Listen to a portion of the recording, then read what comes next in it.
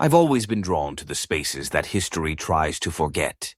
Growing up in suburban New Jersey, I spent my teenage years wandering through abandoned factories and overgrown cemeteries, looking for that electric charge that comes from a brush with the unknown. So when a Vermont friend mentioned the Bennington Triangle, a swath of wilderness in southwestern Vermont, infamous for disappearances and strange lights, I knew I had to see it for myself. The Bennington Triangle is roughly bounded by the towns of Bennington, Woodford and Glastenbury, covering about 100 square miles. Glastonbury and the neighboring township of Somerset were once booming logging towns but were unincorporated by the state legislature in 1937, leaving behind ghost towns swallowed by forest. Native American lore warns of a malevolent stone on the mountain that opens and devours anyone unlucky enough to tread on it, and the area is said to be cursed. New England author Joseph A. Citro coined the term Bennington Triangle in 1992, comparing it to Massachusetts's Bridgewater Triangle. The name stuck, more because of the tragedies here than the geography. I arrived in Bennington in mid-October, just as the last leaves were falling. Route 9 curves past clapboard houses and old mills before cutting through dense hemlocks. As I drove deeper, cell service dropped and the world narrowed to the dirt road ahead. My destination was Hell Hollow, southwest of Glastonbury, where the first disappearance in the Triangle's notorious streak took place. On November 12, 1945, Middie Rivers, a 74-year-old hunting guide familiar with these woods, was leading 4 hunters back to camp when he got ahead of them and never returned. 300 locals and U.S. Army soldiers from Fort Devens searched for 8 days, but all they found was a single rifle cartridge, the same type Rivers used. Standing in those woods, I could imagine the sound of boots on leaf litter fading into the twilight, the uneasy looks the hunters must have exchanged, the days of shouted names swallowed by pine and moss. The only thing I found was a rusted soda can and silence. The next morning, I hiked a stretch of the long trail, Vermont's 273-mile footpath that runs like a spine through the state. Snow flurries whispered through the spruce. In December 1946, an 18-year-old Bennington College student named Paula Welden left campus wearing a bright red jacket to walk this very trail. A store clerk in town and an elderly couple hiking 100 yards behind her saw her turn a corner. And then she was gone. More than 1,000 people scoured the woods. Aircraft flew overhead. A $5,000 reward was posted, and the FBI joined the search. No clues were ever found. Walking that same path 79 years later felt like trespassing on a wound. Every time the trail bent and disappeared into brush, my heart raced. At one point, I swore I saw a splash of red through the trees. It was only a maple leaf caught in a spider web. But I turned back anyway. The urge to follow it was strong, like an invisible hand on my shoulder. I suddenly understood how easily someone could vanish here without leaving a trace. History repeats with eerie precision around the Triangle. Exactly 3 years after Paula vanished, on December 1st, 1949, James Tedford, a World War I veteran living at the Bennington Soldiers' Home, boarded a bus in St. Albans, headed for Bennington. Witnesses recalled seeing him on the bus before the last stop. But when the vehicle arrived in Bennington, Tedford's seat was empty, his luggage still above him and his bus timetable open. According to reports, he seemed to have dissolved into thin air somewhere between stops. Local folklore says if you listen near the old bus depot on a winter night, you can hear the thrum of an engine and the shuffle of invisible passengers disembarking. I stood on the cracked asphalt of the abandoned depot as dusk settled and did hear something faint, a rhythmic squeak like the sway of a coach on a rough road. But it could have been the wind. It's always the wind until it isn't. Children were not spared. On October 12, 1950, Paul Jepson, an 8-year-old boy, accompanied his mother to their farm near the town dump. She left him inside the truck while she fed pigs. When she returned, he was gone. Bloodhounds followed his scent toward Glastenbury Mountain, but it vanished at a crossroads, leading some to suspect a driver had taken him. His father said the boy had talked for days about visiting the mountains. Standing by that muddy road, I thought about the countless crossroad legends and felt a chill. The woods here hold secrets like a mouth holds a tongue. The string of disappearances culminated just 16 days later. Frieda Langer, 53, was camping with family near Somerset Reservoir when she slipped and fell into a stream, soaked. She told her cousin she'd cut back to camp to change. It was midday, and they were only a few hundred yards from the campsite, but she never returned. Over the following weeks, search parties of police, volunteers, firefighters, soldiers, and aircraft, about 400 people scoured the woods. No trace was found until the following May, when fishermen discovered her decomposed body near the reservoir in an area that had been thoroughly searched. No cause of death could be determined. The path she was taking runs just above the reservoir. When I walked it, the air smelled of damp leaves and the cold green water sloshed below. My hiking partner cracked a joke about Bigfoot to break the tension. We laughed, but neither of us wanted to linger. Locals have plenty of theories. Some talk about UFOs, Bigfoot, and strange lights. There have been accounts of a large, hairy creature known as the Bennington Monster terrorizing stagecoaches since the early 1800s. Others blame the mountain's wind patterns, which can be confusing and make it easy to get lost. Still others whisper about government experiments or interdimensional portals. Indigenous legend, as I mentioned, warns of a stone that swallows travelers. The practical explanation, that dense forest, rugged terrain, and remoteness contribute to people becoming lost, makes sense.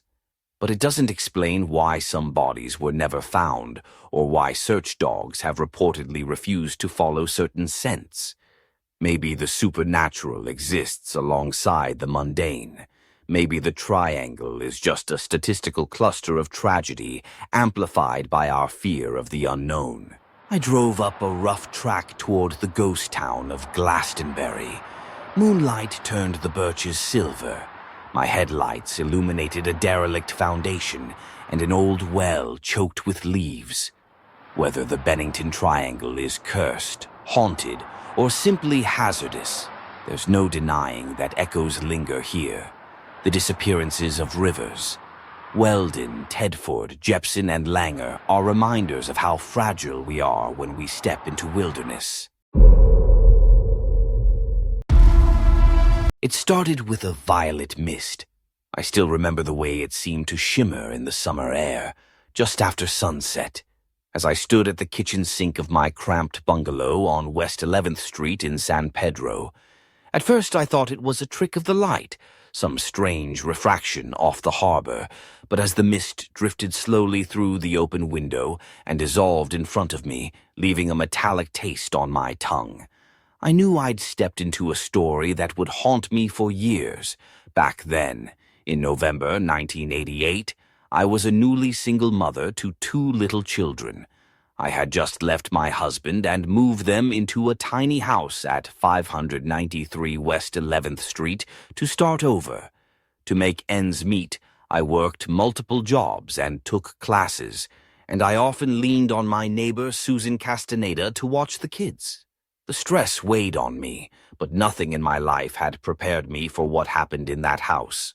One night, checking on my children, I froze in the doorway. In the corner sat a thin, gray-skinned man with a red flannel shirt and high-water pants, his eyes glowing, his face slack and emotionless. He didn't move, didn't speak. He just stared back at me from the shadows.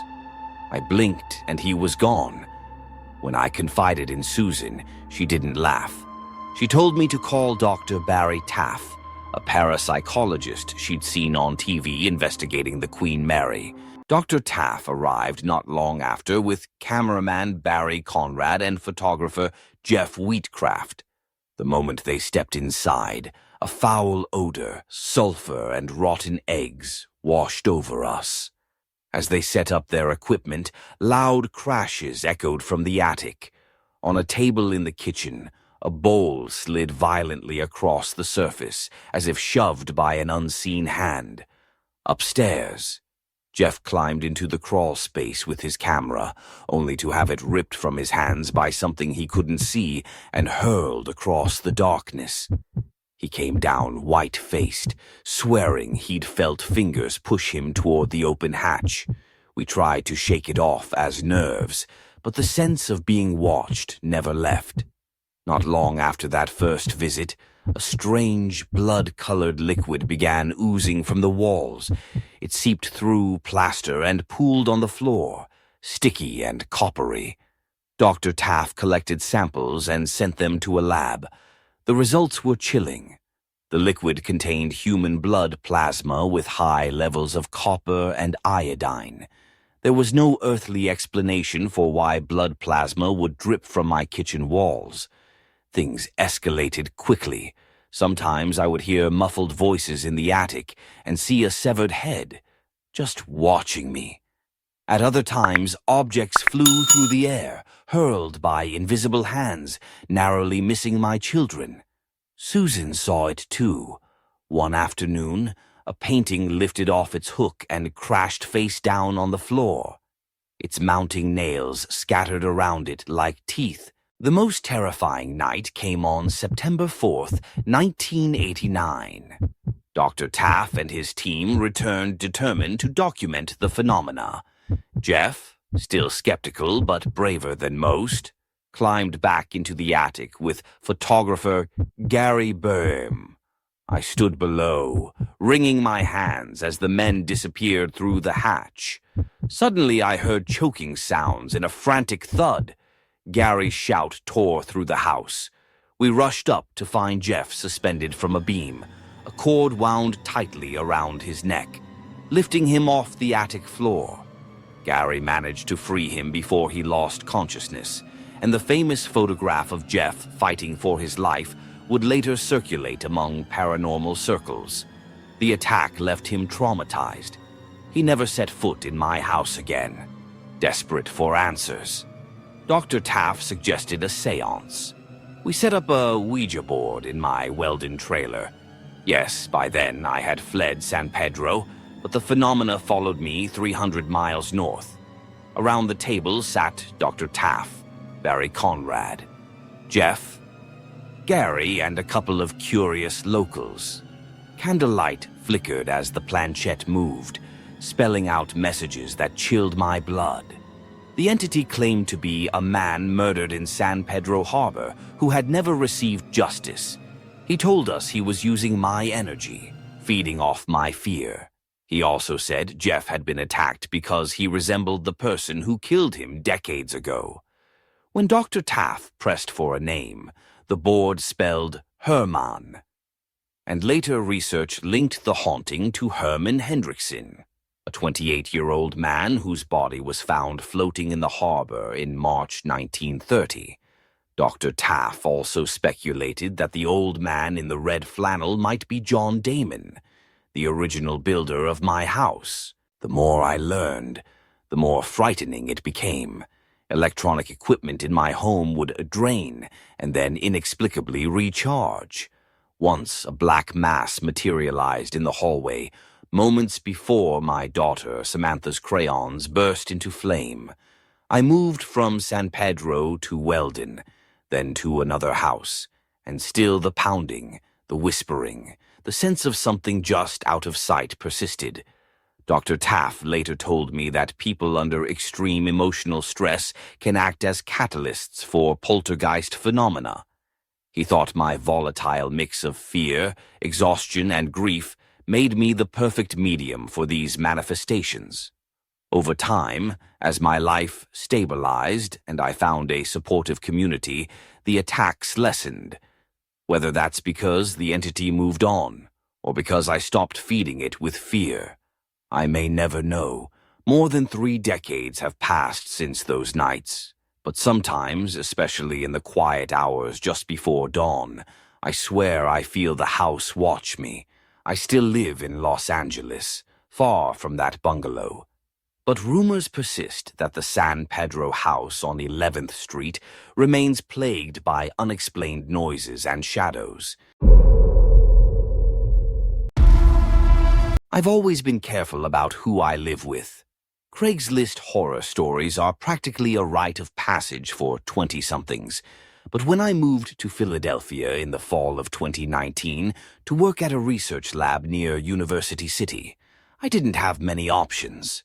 Renting a 1-bedroom anywhere south of Market Street was way out of my budget. So when I saw a listing for a sunny 2-bedroom row house near 42nd and Walnut for $700 a month, I jumped on it. The guy answering the ad called himself David. He sounded normal, mid-30s, works nights, keeps to himself. We met in front of the brick building on a rainy Tuesday in September. He wore a gray hoodie pulled low and kept the hood up even inside. I chalked it up to shyness and the damp weather. I never really saw his eyes that first day. Rent in cash, no lease, month to month. The arrangement seemed sketchy, but the price was right and I was desperate. The house itself was old, built around 1901, with creaky wooden floors and tall ceilings that trapped the heat. My room looked out onto Walnut Street. His room faced the alley. David showed me around and pointed at a heavy, steel-framed door at the end of the hall. "That's my room," he said flatly. "It stays locked. Please don't go in. I sleep odd hours." He smiled, but it didn't reach the shadow under his hood. I shrugged. Everyone has boundaries. Besides, I figured I'd barely see him. He worked nights. I worked days. For the first 2 weeks, the arrangement was uneventful. We crossed paths occasionally in the kitchen. He was always polite, always soft-spoken. He cooked at strange times, though usually around 3 a.m. when I'd wake to the sound of the stove clicking and the faint smell of meat searing. Once I patted down the hallway for a drink and saw him silhouetted against the refrigerator light, shoulders hunched, eating something raw straight from a plastic package. He turned abruptly, closed the fridge, and I caught a glimpse of his hands. His fingers were unusually long and pale, like they had extra knuckles. The sight made my skin crawl, but I laughed it off later with friends over beers at Smokey Joe's. "Maybe he's a vampire," my friend Mark joked. We laughed. I still started locking my bedroom door at night. Odd things piled up. A past due letter arrived addressed to a Thomas K. at our address, dated April 1994. When I asked the landlord about it, she frowned and said no one by that name had lived there since the fire. I'd never heard about any fire. Curious. I spent my lunch break scrolling microfiche at the Free Library on Vine Street and found a short article from July 1993. A small row house on Walnut had burned. One resident, Thomas K., mid-30s, was never found. No follow-up article. I told myself lots of old buildings have tragic histories. It didn't mean anything. Some nights I'd wake up to soft scraping noises, like someone dragging something heavy across the floor. Once the shower ran for hours. When I banged on the bathroom door at 5 a.m., David opened it, dripping wet, eyes unfocused, and muttered that he'd fallen asleep in the tub. I smelled bleach and something metallic. He shut the door before I could say more. Another time, I caught him in the hallway scribbling in a notebook. Strange symbols, circles intersecting triangles, jagged lines, covered the pages. When he noticed me, he slammed it shut and shoved it under his arm. face hidden in his hood. I should have moved out then. Instead, my curiosity won. One Saturday evening in late October, I heard David leave. The front door shut, and I watched him through the living room window shuffle down Walnut Street, disappearing into the orange haze of city lights. My heart hammered as I crept to his door. It was a heavy steel thing with 3 locks. My roommate in college once showed me how to unlock a door with a fork, a trick I never expected to use. My hands shook as I wiggled the fork into the latch. After 5 minutes of sweat and swearing, I felt the lock give. I pushed. The door opened an inch, and an icy breath spilled over my bare feet. It took a moment for my eyes to adjust. There was no bed, no dresser. The walls were plastered with yellowed newspaper clippings and photographs of strangers connected with red string. Names I didn't recognize. Some crossed out, others circled. In the middle of the room stood a chair draped with something translucent and skin-like. It looked like a deflated costume or, God help me, a shed. The air smelled like pennies and rot. Fear surged through me, and I pulled the door shut, fumbling to reset the lock.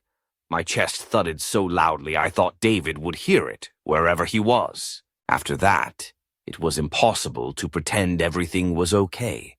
I noticed how David's eyes reflected green when he glanced up from his hood in the dim hallway. Sometimes I'd wake up to find the chair wedged under my door, pushed aside. My closet would be open when I knew I'd closed it. Once, I found all my socks arranged in a spiraling pattern on the floor. I bought a door stopper at the CVS on 40th Street, wedged it under my door, and slept with the lights on.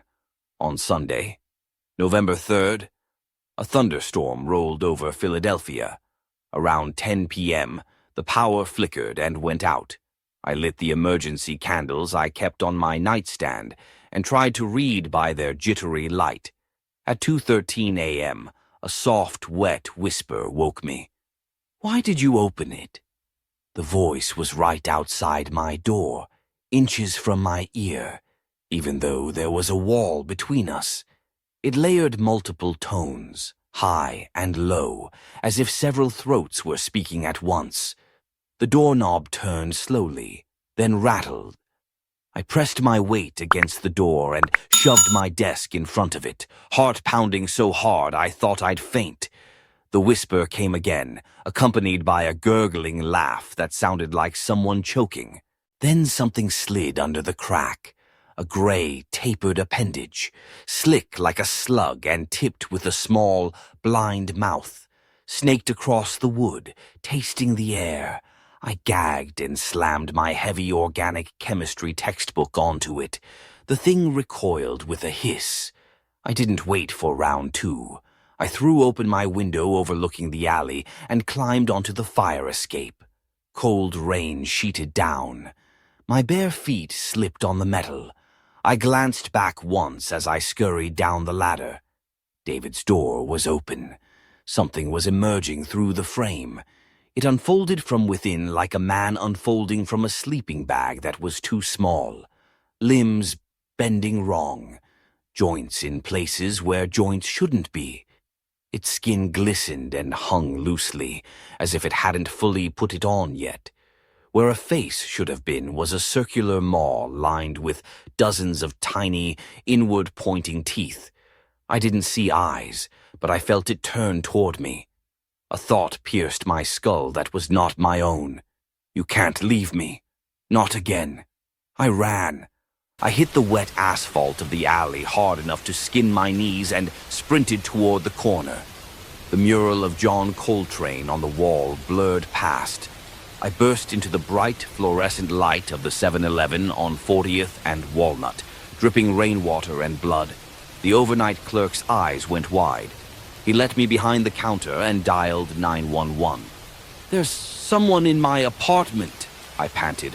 "Something—" The police arrived 15 minutes later.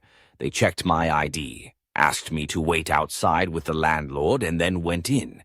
10 minutes ticked by, then 20. When they came back, Their faces showed boredom more than concern. "Sir, there's no one inside," one of the officers said. "We found your room and an empty spare bedroom. Are you sure you're feeling okay?" I felt my stomach drop. The heavy steel door was wide open now, revealing bare walls and dust bunnies. No clippings, no chair, no skin.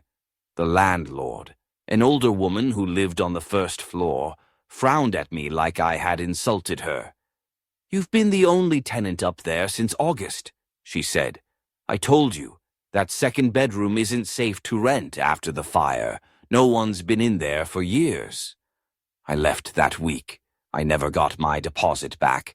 I took only what fit in my car. The letter addressed to Thomas K. sits in my desk drawer, stained with something rusty that no one has been able to identify. Every so often, usually around 2 a.m., my phone lights up with a call from No Caller ID. When I answer, there's my own voice on the other end, whispering in that layered, wet way. "Why did you open it?"